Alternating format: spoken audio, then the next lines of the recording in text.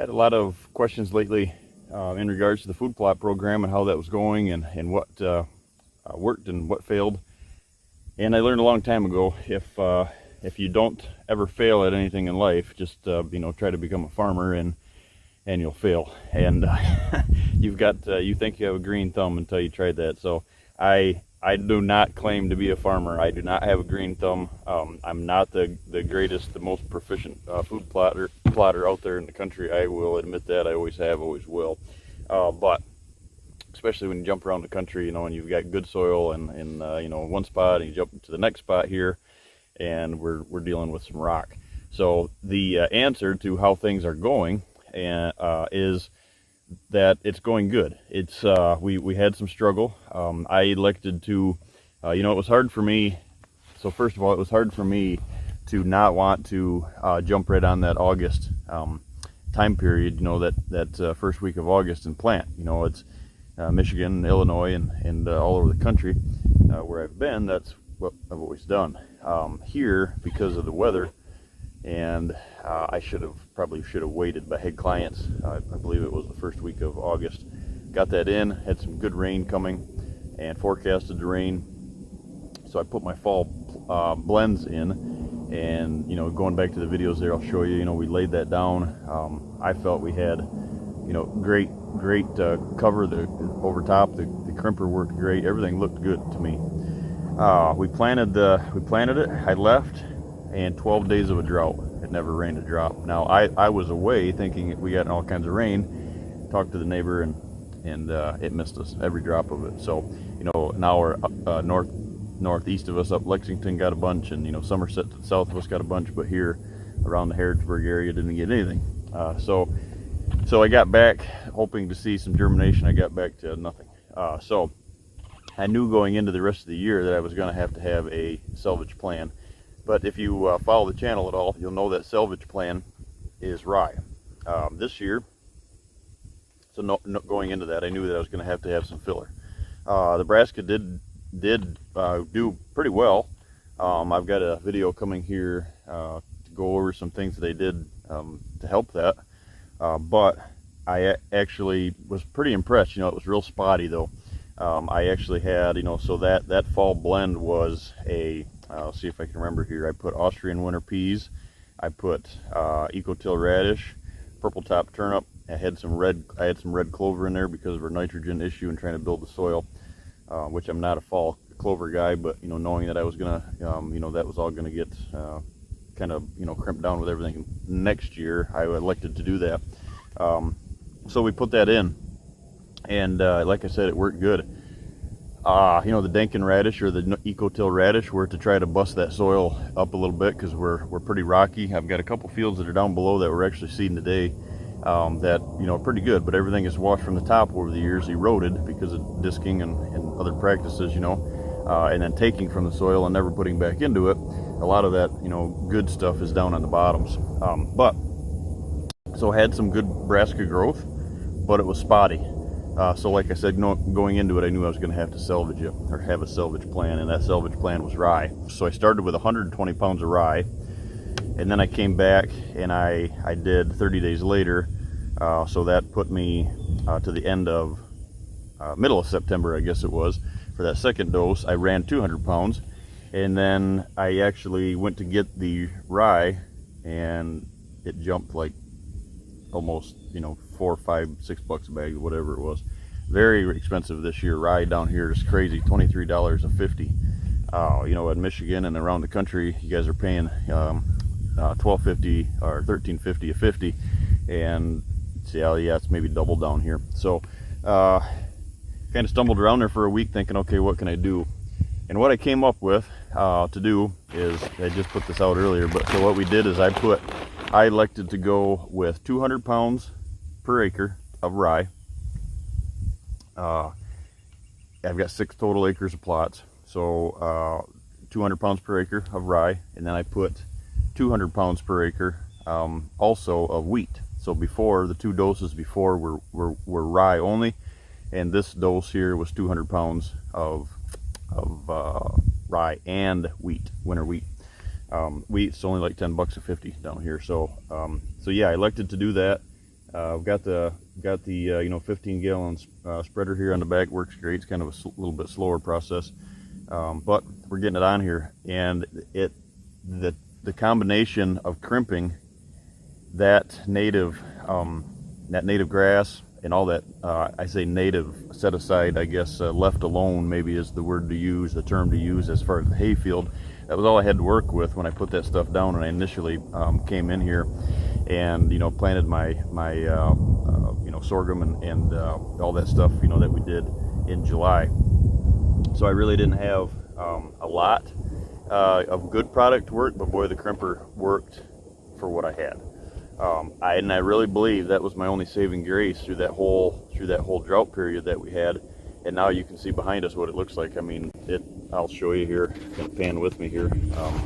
So what I elected to do is you can see the sorghum growing in the back there. What I've elected to do is I planted that sorghum everywhere that the ag's going to be last year, and I ran out. I should have went back and got it. It kind of ran out there on the end, but the sorghum looks great. You can see we got one of the box blinds tucked in right over my shoulder here, and it's everything's green and lush, and we're just adding. We're not looking for that height. We're looking for that good dense layer. And down here, obviously, here in Kentucky, we don't have the winter temperatures that a lot of guys that folks that tune into the channel here are from that Midwest or up north, and so the frost maybe isn't an issue, and we're going to have green food plots through throughout the most of the hunting season. We salvaged it, so did it fail? Yeah, the brassicas failed. That was my fault, because when I got this in July, the clover, and I think I touched on that in a different video, the clover was so strong. I mean, I was and not being exaggerating, it was over top of my boots in clover, and I thought, man, I just couldn't bring myself to spray it, knowing that I could crimp, use that stuff down, add to it, and maybe salvage that base. And that's exactly what worked. I think that's what got us through that drought, holding that moisture in. It was only saving grace. But what we've also done is we mowed it probably 30 days into the first initial plant. That was after I got back from my clients in Missouri. The tail end of August there, I had my neighbor here come over, and he's got an 18-foot batwing mower, and I elected to, we just set it, the brassicas were probably 4 inches tall at that time, let's say, the stuff that was growing. Clover rebounded, everything looked good. That mulch layer was holding that moisture in, but I had a bunch of just odds and ends trash, and I wanted to clean it up. So we ran over it on a slow speed with low RPMs, it was 540 RPMs instead of 1100, and it just took out, it just kind of took the whatever Johnson grass and weed, and you can see in the back, we got a little witch grass that took over, not switch, but witch grass that took over, and it just kind of nipped the tops of that stuff off and laid it down. But what it also did is it was just enough. I feel that it was just enough. It kind of lifted that thatch layer, because you could go in it and it wasn't up, and it didn't mow it, but it lifted it up just a little bit. And boy, when it did that, when we did that mowing on there and added the other stuff down and lifted that mulch layer up, and then followed by a couple rains there, this stuff just come unglued. And I think that what it was is that mat may have been real strong and not real airy, because of the trash that I had to put down, the product that I had to use. And when we lifted it up, it was just enough to put air to it, and it just exploded. And you can see, I'll take you actually right over here. Let me flip the camera around here, guys. You can mat layers that are like this in the plot, and it's a little thick in spots, and then you can tell where where it aerated. And I've got dandelions, but little folks don't realize that too, is there is a lot of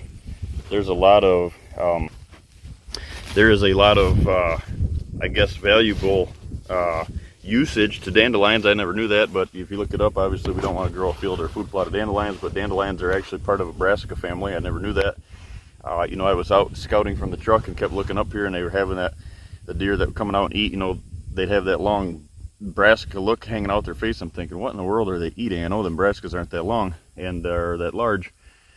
Come to find out, it was dandelions, and there's a boatload of them up here, and they love them. So whatever the connection is there, like I said, I wouldn't recommend going and plant a whole food plot of dandelions, but it does work. So is there weeds? Yes. Did it rebound? Did we use what we had? Yes, we did. And I think going into the next year what I'm going to do, it's kind of a process here that you're going to follow along with me. I've elected to, with Grant Woods, has teamed up with the Green Cover Seeds company there, and you know, I've been searching around that product for years and trying to figure out exactly what to use and not, you know, for a biomass to lay down on top of your fall, you know, brassicas and stuff. And I didn't. There was always parts and pieces that I didn't like. They've got that summer release, and it's got a little summer food to it, but not enough to, I don't think, to really pack in a large number of does. But they have got the summer release, and it's got just enough product in it. It's got sorghum and sunflower, some hemp. And I think what we're going to do is we're going to plant that like the end of May or June down here, and next year, because now with the rye and the wheat, you know, by the spring it'll be, you know, tall, maybe knee or waist tall, some of it, and we're going to plant that summer release into it, fertilize, lime it, plant that summer release into it, crimp that down on top, and then next year we'll have a really good biomass layer, or thatch layer if you will, to be able to lay that down on top, you know, crimp that down. If that crimper worked on trash, it'll definitely work on good product, stemmy product, and it's got some buckwheat in it and everything else that we use to crimp down. So next year, I truly believe that these plots are really gonna come alive. Our saving grace was this year that I didn't spray, and it had all that clover, and the clover is well, you can see behind me what it looks like. But like I said, I do have a tip on a video here. That's something I've been trying, and it's worked. So the big push right now is the liquid fertilizer. So kind of a hint here going into the next video, one of the videos coming down the road. Not sure if it'll be the next one or not, but we tried our hand at some DIY liquid fertilizer, and as you can see behind me, I believe it worked. So you got to be creative. You know, in this world, we're not farmers. I think as a food plotter and as a deer you know, manager, I think it's a good thing to come right out and tell yourself you're not a farmer, because there's a lot of things that we can learn from the farming aspect, but I think there's a lot of things that the ag world can learn also from small food plot, kind of deer oriented, habitat oriented folks such as ourselves, because we're doing the no-till, and we're saving that, you know. For example, I don't know how many times this year, and then we'll end this video here, but I don't know how many times this year I got on social media and seen, man, the rain, you know, we tilled our plots, and the rain came down, washed all of it out, and what a waste of seed, and what a waste of fertilizer, and it's all in the bottoms. Well, I kind of chuckled a couple of times, because, I mean, I know what they spent, not that, you know, laughing at what they spent, but laughing at the fact that my seed didn't go anywhere because we crimped over the top of it.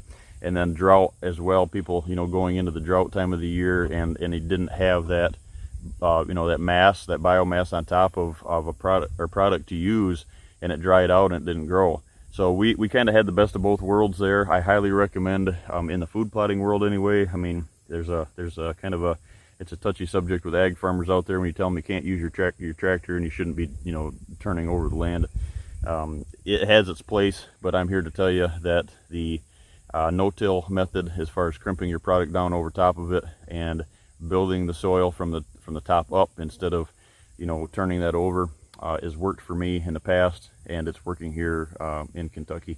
And as you can see behind me, I mean, they look great. So we are going over the top of it right now, again with wheat and rye, like I said, throwing another couple 100 pounds at it, and, you know, looking forward to what's to come in the near future here with our food plot program. The deer seem to be loving it, so we'll keep you up to date here. But I highly recommend, you know, going back on some of the playlist here on the food plot stuff, following along, taking advantage of this no-till system, guys, that's going. I'm still learning as I go too, because of different ground, what works, what doesn't. But here in Kentucky, if you're tuning in from this here or watching from down in this area, this is the method to use. You know, obviously you guys down here don't do as much tilling as a lot of the country does, but follow along with what to plant in the spring to use that biomass down over your product, and I think you'll be much happier with the turnout of your plots next year. Thanks, guys.